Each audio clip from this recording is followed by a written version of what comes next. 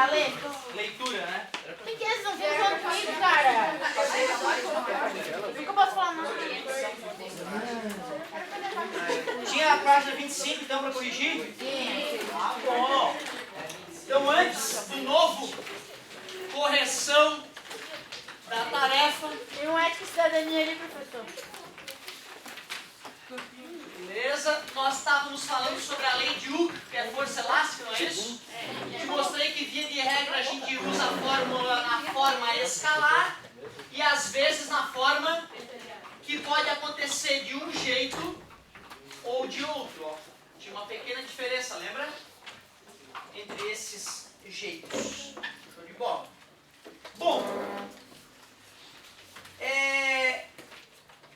lá na página 25, a galera pediu para...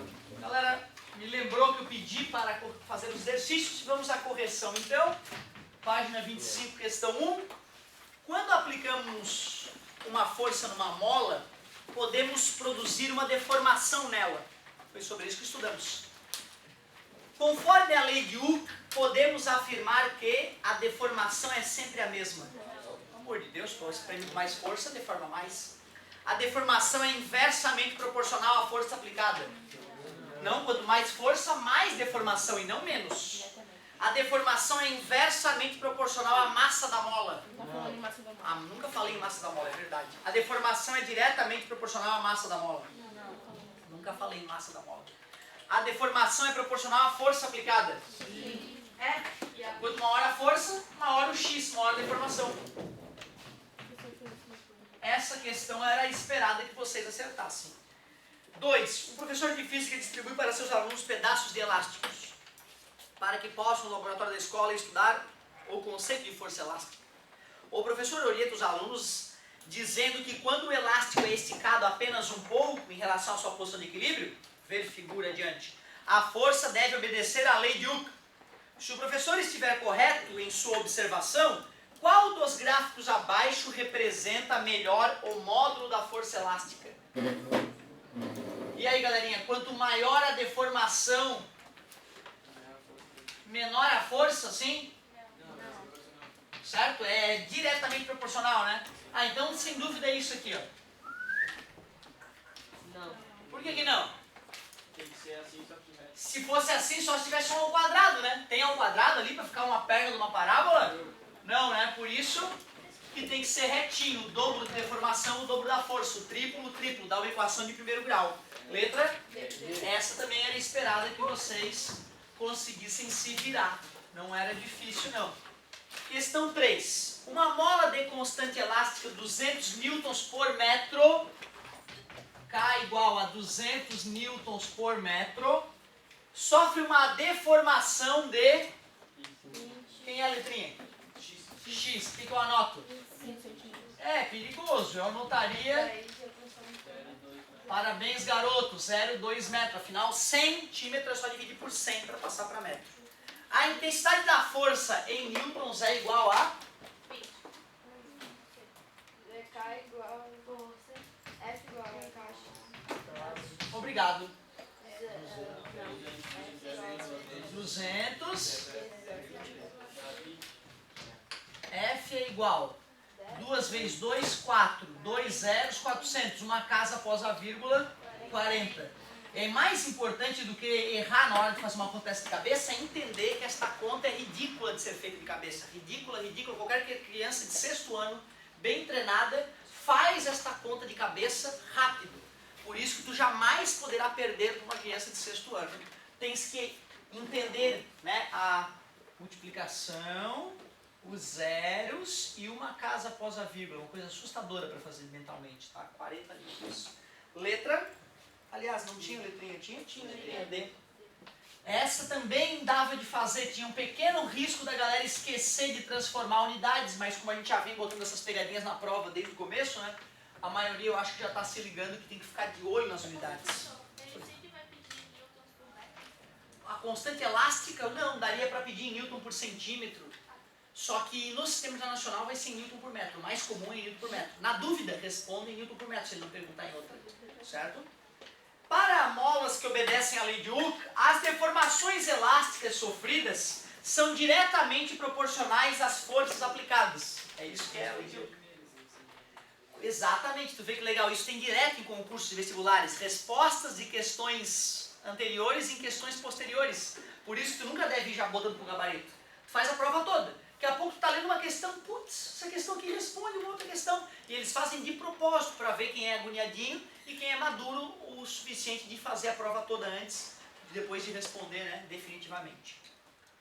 Quando se aplica uma força de 9 N sobre uma mola, ela se deforma 5 centímetros. Vamos anotar os dados para começar a ficar mais organizado? Vamos? Dados.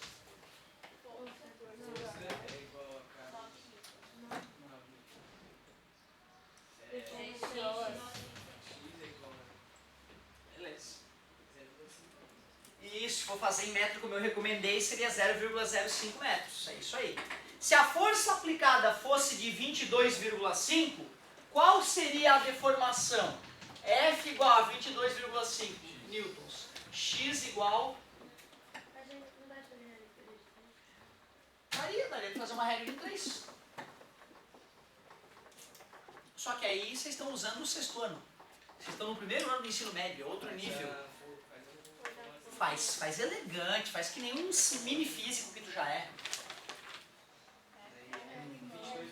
Isso, só como a gente está aprendendo, vamos lá. 9 igual a K. Pode ser para ser no sistema internacional. Depois eu vou fazer no sistema internacional também para a gente ver a diferença. 9 dividido por 5 é igual a K. Logo descobri que a constante elástica da mola é 1,8 Newton por centímetro, que eu não converti para metro. Concorda comigo? Agora que eu descobri o valor do K, e aí o teu nível de física vai lá nas alturas, porque regrinha de 3 é lá do fundamental. Professor, não é só passar 2 vírgulas para esquerda? Isso, né? Para a direita. É, não. Para direita. Para lá, para lá. Aí olha só, F igual a... Parabéns, garoto, tá? A participação foi ótima, parabéns, não tem nada demais, tu falou certinho. F igual a K vezes X. O F é 22,5, o K 1,8 que eu acabei de descobrir, vou calcular o X.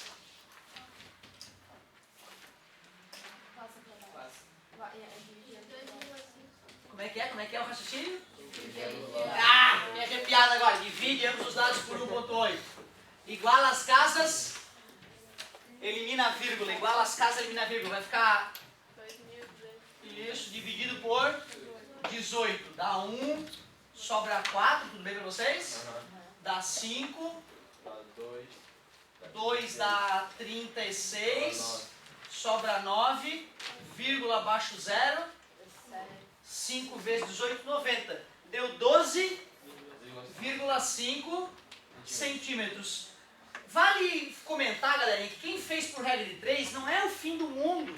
É melhor do que quem não fez, infinitamente melhor do que quem não fez, certo? O problema é que se eu aceito isso e não te cutuco, eu aí vou estar sendo professor medíocre. Eu estou te ensinando física meia boca, entendeu? Ah, então para 22,5 é x. 9x é igual. 5 vezes 5, 25 vai 2. 10, 11, 12 vai 1. 25 foi 2, 10, 11, 12 foi 1, 10, 11. Uma casa após a vírgula. X igual a 112,5 dividido por 9. X igual a 12, dá o mesmo resultado, tá vendo? Só que assim tu não usou, né, a formulazinha para se acostumar. Não calculou a constante elástica, que é uma coisa importante de entender o que é a constante elástica da mola, certo? Mas tudo bem, eu fico orgulhoso, O cara que fez assim se virou. Na prova eu vou ter que aceitar também, certo? O cara que fez por regra de 3. Só que dependendo da maneira como eu faço a pergunta, né, entender a lei de Hooke, F igual a K vezes X, deixa tudo mais simples. Se nós fôssemos fazer no sistema internacional, vamos ver como é que ficaria? Como é que ficaria ali? 9, que é Newton, é igual a 0, quando eu for dividir 9 por 0,05 igual às casas, aí então surge 2 zeros, fica 900 dividido por 5, que vai dar 180 newton por metro. Aí eu vou jogar na fórmula de novo. F igual a K vezes X, 22,5. K é 180. o x vai dar 0,125 metros. Pode até parecer que é diferente, mas é exatamente a mesma coisa que 12,5 centímetros, né? Então, bota vírgula 2 casos para a direita. Certo? Show de bola! Tu vê, né? A lei de Hooke não tem nada de absurdo. Pedir a página 26 também? Pode perguntar, fala meu querido. Pode ir. Tinha pedido para ir no banheiro também, né? Na hora que ele voltar, pode ir, tá? Vocês têm que me lembrar, quando a galera pede para ir no banheiro, tem a filinha do banheiro lá, né? E às vezes eu me esqueço, tem tanta gente querendo ir, eu me esqueço de fazer o rodízio, vocês têm que me cobrando. Ó, galerinha, a questão 5 da página 26. Tu viu que a galera tá jogando ali na fotinho? O curling? Muito doido esse jogo, né, cara? Primeira vez que eu vi esse jogo, alguns anos atrás, eu, meu Deus, que loucura. Por que não faz bolinha de gude de uma vez, né? Mas é questão de física deles ou é na só? Como é que é? Mas é questão de física deles, na cabeça deles jogando, ou é eles vão na mira, assim? Não, aí é que tá boa a tua colocação. Na verdade, isso. É que nem xadrez, né? Xadrez tem um monte de técnica pra quem ensinar a jogar xadrez. Eu sou um cara que eu não consigo visualizar 3 jogadas na frente. Tem cara que visualiza 17 jogadas na frente. Ou seja, ele sabe que se o cara jogar assim, ele vai jogar assado, o outro vai ter que jogar assim, aí eu vou jogar assado, o cara tá na mente dele já. Sabe que loucura é essa? O cara tá 10 jogadas na frente do jogo já, ele já tá imaginando o que vai acontecer 10 jogadas depois. Eu não consigo imaginar 3. Ou seja, não adianta só saber técnica ou só saber a prática, na verdade é um misto. O que eu quero te dizer é que o cara não vai chegar a fazer conta de força e atrito no curling. Mas ele está tão acostumado a jogar que o cérebro dele faz esses cálculos intuitivamente. É como atravessar a rua. Vocês não imaginam, mas o cérebro de vocês, quando vai atravessar a rua, ele primeiro mede a velocidade do carro, não em metros por segundo, intuitivamente. Ele vê, pô, o carro está vindo rápido, ele estima, tu olha para o outro lado da rua para tu ver quanto que eu vou gastar para chegar lá, e o cérebro estima se o tempo que tu vai demorar para chegar do outro lado é suficiente até o carro chegar até em ti. Então atravessar uma rua é um puta cálculo de física, que sai intuitivo na hora. Certo? Não tira um papel, deixa eu ver se vai atravessar. Ele é, né? Não dá, cara, só o tempo que ele vai fazer quando tu tá atropelado. Então tem que ser algo intuitivo. Olha como o teu cérebro faz cálculos, cara, sem tu nem imaginar. Né? Isso só mais uma vez revela o poder dessa máquina que nós estamos lapidando aqui nesses anos de estudo. Ô galerinha, vamos lá, página 26, questão 5. Página 26, questão 5. Nas figuras aparecem corpos ligados a dinamômetros calibrados em Newton. O que faz o dinamômetro? Mede força, mede força. Admitindo que os dinamômetros não têm massa, os atritos são desprezíveis e G igual a 10 metros por segundo, das leituras indicadas em cada dinamômetro,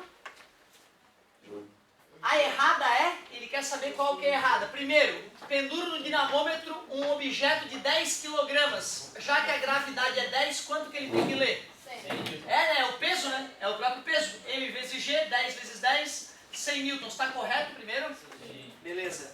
Dinamômetro B, roldana fixa, presa no teto, uma cordinha.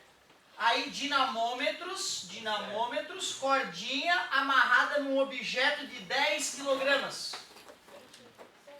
Tudo bem? São duas trações, né? T mais T igual a P. T igual a P sobre 2. Como o peso é 100, divide por 2 dá, claro, 50 newtons e 50 newtons tem que ser a leitura. Tá correto? Certo, beleza. Letra C. Uma mesa roldana,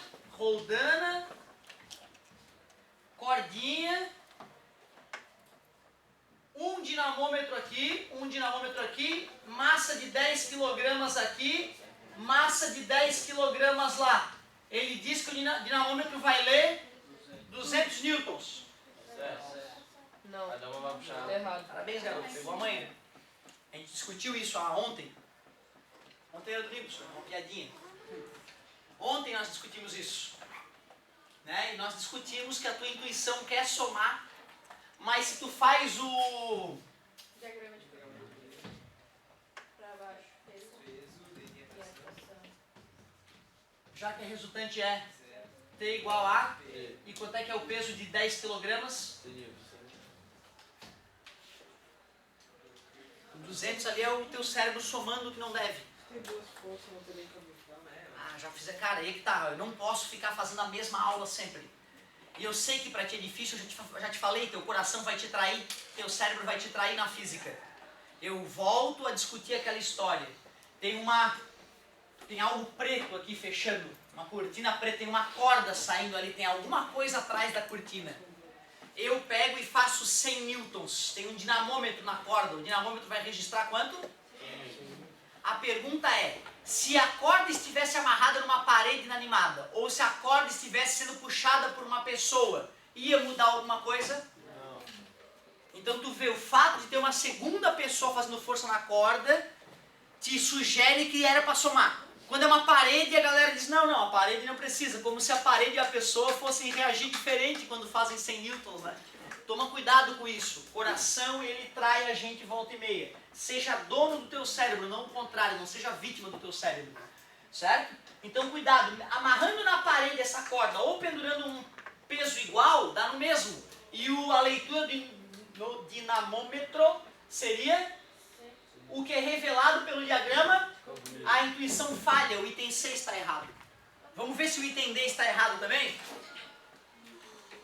Ó, esse item C então está errado, era ele que era para assinalar, a leitura era para 100 newtons, o que prova isso é diagrama de corpo livre, que é algo super honesto, né? Algo super honesto. Mas vamos analisar o item D. Aquele item D é mais bonito porque tem plano inclinado. Tem um plano inclinado, não tem problema, acabamos de sair do plano cartesiano, né? Tem o dinamômetro. Tem 10 quilos aqui, galerinha. Como é que é mesmo que se sai dessa história do plano inclinado?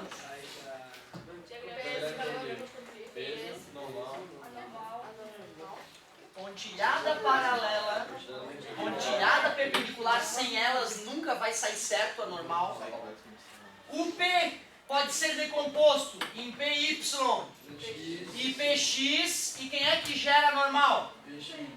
O PY, né, empurrou o bloco contra a superfície responde. Se eu quisesse calcular normal, eu calcularia PY, mas como eu quero descobrir a força que o dinamômetro faz, eu tenho que calcular PX. Aonde o ângulo de 30 graus se encontra? Entre P e PY. Entre P e PY. Logo, como é que eu calculo PX? P vezes Seno, sem ângulo. P vezes seno de 30 graus. Quanto é o peso? 100 vezes seno de 30, que é 0,5. Quanto é que é PX? Quanto é que o dinamômetro está lendo? Então está correto. Então a letra D está correta. Confirma mais uma vez que a única absurda é a letra C. Cuidado com esse golpe da letra C, que eu vou tentar te enrolar com ele na prova. Vou ver quem é que está ligado nisso. Quem é que entendeu que a força de tração é a mesma em todos os pontos da corda. Certo? Questão 6. Molas helicoidais obedecem à lei de Hooke. Helicoidais é aquela hélice, aquela mola clássica assim, ó. Isso, espiral. Porque tem vários tipos de mola. Tem mola de feixes, por exemplo, caminhões. Geralmente as molas não são assim. São barras metálicas, aliás, curvas nessa posição geralmente. São feixes de barras, assim, uma em cima da outra, chamada feixe de molas. E aí então, por exemplo, tu apoia as molas aqui e faz força ali, certo? Para elas ir se curvando uma em cima da outra, certo? Feixe de molas. Te abaixa um dia desse atrás de uma caminhonete ou atrás de um caminhão, embaixo tu vai ver um monte de barras de aço uma em cima da outra. Aquilo era para ser uma mola. Não tem a cara clássica de mola, né? Mas é uma mola. Tem caminhonetes, por exemplo, que a mola, não dá para acreditar que é uma mola. A mola é, na verdade, uma barra assim, ó. E ela é torcida pelo equipamento. Enquanto a caminhonete passa num buraco, a barra faz isso, ó. Ela entorta para um lado e para o outro. E é isso que é usado como mola. Aí seria uma mola de torção. Beleza? Então tu vê, tem N formas de criar uma mola. Tem a clássica, tem a mola de feixes, tem a mola de torção. Então tem vários tipos de mola. Uma barra pode fazer uma barra de mola. A suspensão também é uma mola? A de bike? Sim, é uma mola. Algumas podem ser só a gás ou só a óleo. Então tu vê, né? Mas a maioria tem mola helicoidal ali dentro. Boa pergunta. Molas helicoidais obedecem a lei de Hooke para determinados valores de forças e deformações. Ou seja, se tu avacalhar com a mola, tu vai destruir a mola, ela vai parar de obedecer a lei de Hooke, porque ela vai estar destruída. Pode-se averiguar a veracidade desta afirmação com uma experiência simples. Se pegar uma mola dessas que existem em canetas de ponta retrátil e esticá-la fortemente, será notado que algo diferente ocorre com ela. Você sabe dizer o que? Já percebeu? Né? Tu primeiro tá ali bonitinho o tamanho dela, aí tu dá uma puxadinha e solta, ela volta até o tamanho dela. Aí tu fica puto e pega com força e estica. Ela fica toda destrambelhada, abertona, desgraçada, né? Ou seja, ela vai sofrer uma deformação permanente. Isso. Quando uma mola sofreu uma deformação permanente, esquece, ela parou de funcionar como mola. Certo? Mesmo se eu pegar e fazer ela voltar na forma normal dela? Mesmo, porque aí o próprio aço, as próprias moléculas fluíram uma em relação à outra, modificaram sua posição, tu vai ter que retemperar a tua mola. A minha D20 velha, ela tem molas de feixe de molas na parte traseira, certo? E ela tem molas helicoidais na parte dianteira.